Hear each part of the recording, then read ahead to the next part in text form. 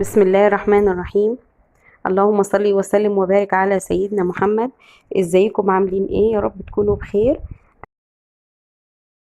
اذا كنت اول مره تزوريني يا ريت ما تنسينيش باللايك والاشتراك في القناه، واذا كنت مشتركه يا ريت تفعلي الجرس عشان يوصلك كل جديد. النهارده هنعمل مع بعض القرع الحادق، او صينيه قرع بالفراخ.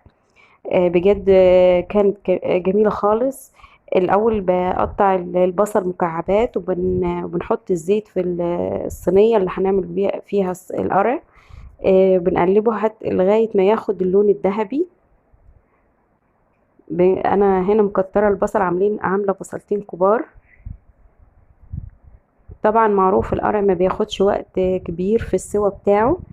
عشان كده انا هحط الفراخ الاول وبعد كده نحط الصلصة، ونسيب الفراخ لما تكون قربت تستوي ليه لما احط القرع. هنا بتكون منضفة الفرخة ومتبلاها بالمية والملح والليمون والخل والدقيق، بنضفها بيها كويس. دي فرخة بلدي. حطيت الفراخ على البصل، بديها تقليبة كده في البصل، بجد بتفرق طعم الفراخ خالص لما تقلبيها في البصل في الأول. بعد كده بحط، بعد ما نقلب الفراخ في البصل بنحط عليها الصلصة. القرع ده ما بياخدش سوا خالص، عشان كده بنسوي الفراخ الأول، بيكون خلاص قرب يستوي. بعد كده بنحط عليه القرع.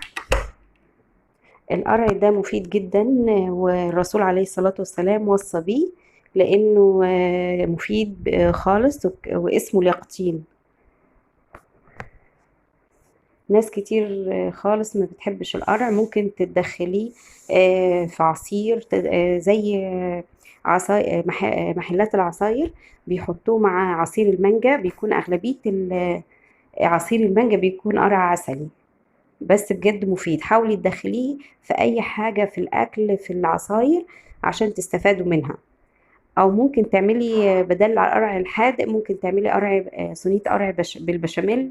بجد حلوة خالص وهتعجب الأولاد خالص.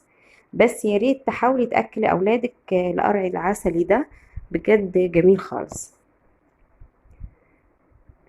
كده برش التوابل على الفراخ، حطيت كزبرة ناشفة وفلفل أسود وملح، وقلبت الفراخ كويس في البصل. وبعد كده بحط الصلصة على الفراخ. ريحتها حلوة خالص بالتوابل هي وبتتقلب في البصل، جميلة خالص.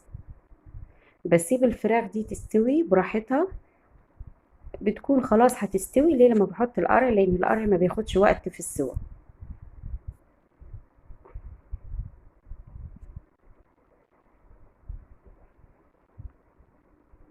كده حطينا الصلصة، وبعد كده بحط شوية مية عشان ما تنشفش الفراخ، عشان تستوي براحتها.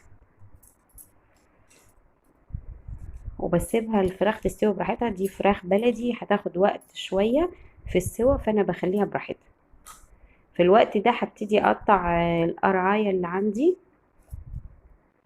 طبعا معروف القرع بحجمه الكبير، قليل خالص بيكون صغير. شايفين القرعة دي كبيرة خالص.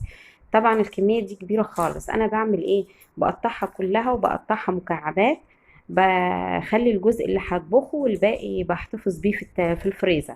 بحطه في كيس، بس ما تغسلهوش بعد ما تقطعيه مكعبات. اهي القرعة بعد ما قطعتها، والقشر بتاعها معروف ناشف خالص انتي وبتقطعيه. قطعتها كده مكعبات، باخد جزء منها والباقي بحطه في كيس في الفريزر. ممكن تحتفظي بيها لفترة طويلة، تعملي بيها عصير زي ما قلتلك. لو دخلتيها مع المانجا بتدي طعم حلو خالص. وخصوصا المحلات كلها بتستخدم موضوع المانجا القرع العسلي في عصير المانجا. كده الفراخ قرب استوت خلاص، او فاضل عليها حاجة بسيطة. فحطيت القرع على الفراخ. بجد صينية تحفة وجميلة خالص. تبقى كده معسلة وجميلة. بسيبها تستوي، ممكن ما تكملش ربع ساعة لان بتستوي بسرعة.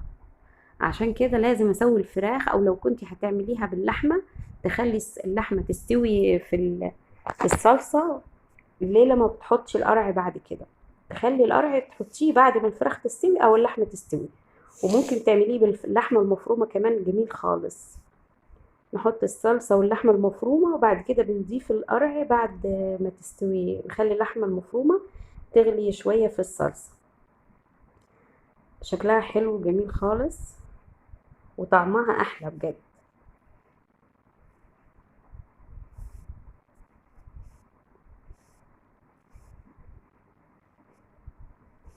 وهو خلاص قربت تستوي، وحطيت ورق اللورة والحبهان تديها طعم حلو خالص. ولغاية ما تستوي القرع بيقعد حوالي ربع ساعة. انا هعمل ملوخية ناشفة كمان طلعت تحفة خالص. هنا حطيت السمنة البلدي في الحلة، شوية ملوخية ناشفة بجد جميلة جميلة كانت. حطيت السمنة البلدي وبعد كده بهرس الثوم وبحطه. حطيت الثوم والكزبرة الناشفة والفلفل الأسود.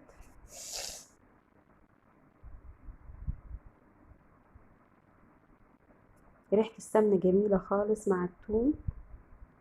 أنا ببتدي بالثوم الأول. ممكن تعملي تحطي الملوخية على الشوربة وبعد كده تعملي قدحة الثوم بره في طبق أو في طاسة، وبعد كده هتحطيه على الملوخية. شايفين أنا حطيت كزبرة ناشفة وفلفل أسود. ريحتها تحفة بجد جميلة خالص. هنقلبها كده شوية.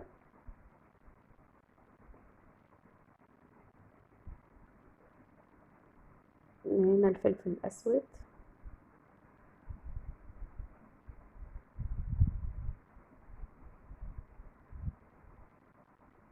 ريحتها جميلة خالص. ممكن تعملي الطريقة دي أو الطريقة التانية، الاتنين بيكونوا أحلى. فكانت الملوخية بجد تحفة، وطعمها وريحتها حكاية حكاية بجد جميلة.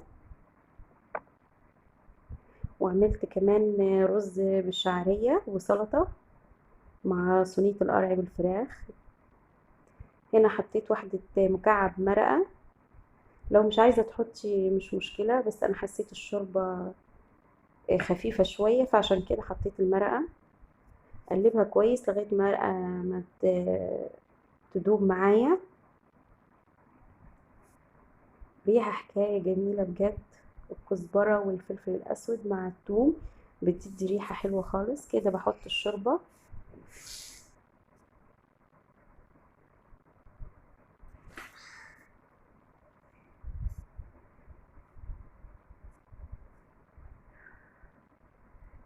ريحتها جميلة، طعمها كان جميل خالص الشوربة دي.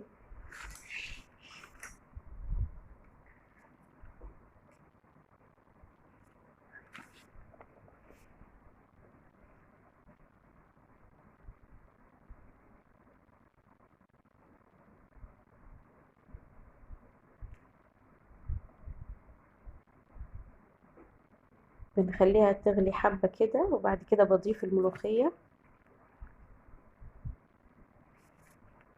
في ناس بيحطوا للملوخية الناشفة صلصة، ممكن تحطي لها، بس انا هنا ما حبيتش احط صلصة، حطيت شوربة بس. بيديها طعم حلو خالص، بيديها طعم زي الملوخية الخضراء بالظبط.